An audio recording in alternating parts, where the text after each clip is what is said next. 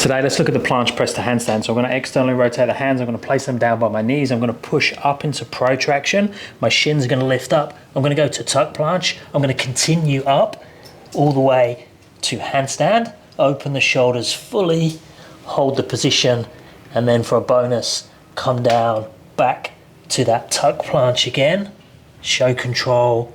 Back down to the start position. So that's the tuck planche press to handstand. That's seen as the easiest variation of the planche presses because my lever arm is the shortest. I'm into the tightest ball, which means I roll up into position and I haven't got any weight sticking out in that direction. So I don't need to planche the shoulders so far in that direction. So let's first look at how we train that movement. And then after that, we can look at some progressions to some harder variations. So to work the planche press to handstand, ideally we would have a handstand, a strong freestanding handstand that we can open and close the shoulders, and we can come down with some sort of control back to the floor.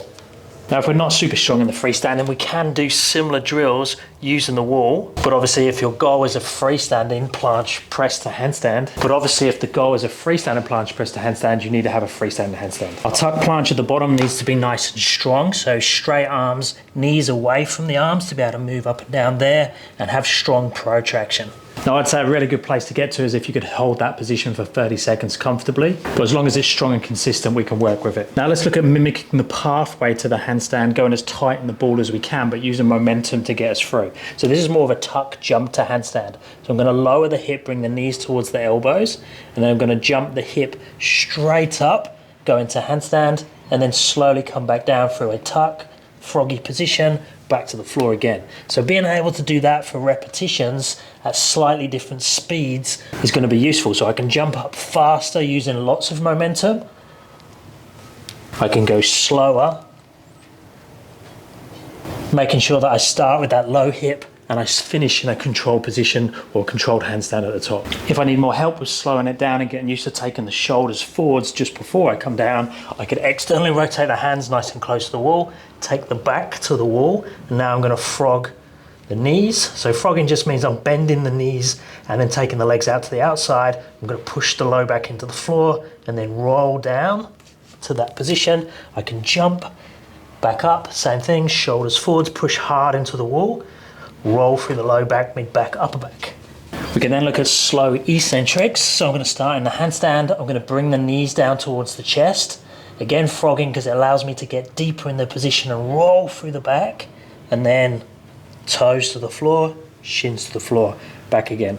Now, as I come down and as I get low enough with the hip, I'm thinking about pushing the shoulders forwards and up to that protracted position. Working out how to go from that elevated handstand position to a protracted rounded back position is quite challenging to start with, and you want to encourage the spine to roll through it. And that's where bringing the legs out to that frog position is going to really help to articulate the spine, get the low back to tuck under, get the mid back to tuck under, and help you to push up and forwards in that direction to get to that tuck planche. Now, if we need it, we can have a little bit of help with the spine and the hip movement by doing it like this, rolling up and rolling back down to the handstand position. Now, this is only really working the hips, the core and the spine articulation. It's not really working the shoulders in any way, but it's a good one to put in between when you need a rest off the arms. Then we just need to up the ante of the eccentrics and finish in that tuck planche position. So exactly the same movement, but now the focus is pushing up and forwards, knees really hard into the chest, get them nice and forwards, holding that tuck planche position with control at the bottom. Now, this is now impossible to do back to wall now because my head and shoulders can't go forwards because the wall's in the way. So I could do it the other way around. So I'm going to go chest to wall now. And the cool thing with the chest to wall version is I can basically walk very slowly down, feel that protraction happening at a certain point when the hip gets to about there, and now I can step into my tuck planche. So the eccentrics are great, but eventually we need to change direction and start going back up. So the goal is that tuck planche press to handstand. We need to start hitting that concentric. So the way we can hit the concentric to start with is use a foot assist or toe assist. So I'm going to go into that same setup position I done at the start. So nice tight tuck position, thumbs by the knees with external rotation of the hands. I'm going to push to protraction, but I'm going to keep my toes on the floor. And then as I push up and forwards, I'm going to push off the toes, give myself a little bit of a help up to handstand, and then I can get an eccentric back down and finish there. So if you can get some nice clean repetitions there, it's just a case then of doing less and less with the foot. So the toes are very light on the floor when you come up. Now if you really struggle, bring it back to the wall again, do that exact same version as we've done with the eccentric, but this time I'm going to start in the tuck planche, then I'm going to find the wall and walk up to handstand. Now that is a great regression. I'm not 100% it's going to get you across the line to the full movement in the end. And I think the toe assist is a better one to go, or a light band assist. Now I was going to show this one with the light band assist, but I've only got my thicker band. I think the kids must have pinched my lighter band. But the setup will be exactly the same. I'll just fly up a little bit faster. So get that anchor point. Ideally that would be adjustable. So if it's on a strap or a ring where you could move the height up and down, that's really cool. Or a bar that you could move up and down like a Smith machine. Then I'm going to pull this down, put it on the hips. So a normal banded tuck planche setup, but to help me a little bit more is I'm going to walk back a touch further. So now it's going to help me up in that direction more. So into the tuck planche and then up to handstand. Now what you're going to be careful of is using the band is what you do at the top. Unless your handstand balance is really good and you can sort yourself out in that position and go into like a straight handstand, you just have to be super careful that you don't overbalance and get yourself in a muddle at the top. So standing more of a froggy tuck handstand at the top might be a safer way to go. And then you can just progress with a lighter band or have an attachment point that's much lower. And then when you feel close enough, it's just a matter of having a go. Now, one of the things that will make this easier or harder is the hold time in the tuck planche. So if I only hold there for a split second and then go, that's going to be much easier than if I hold for say 5 seconds, 1, 2, 3, 4, 5, and then push up. I even used a bit of bent arm to get up.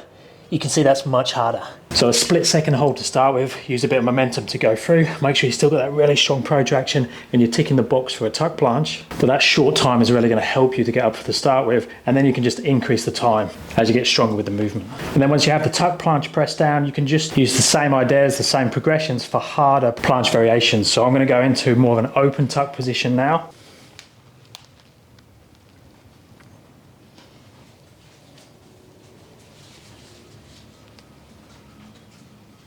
The frog planche, which is that progression between the advanced tuck and the high hip straddle position. So bent knees, but feet behind me.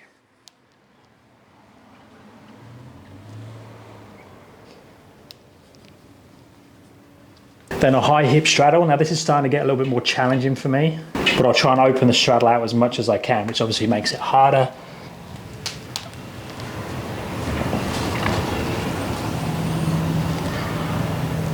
So I'm not sure of the quality.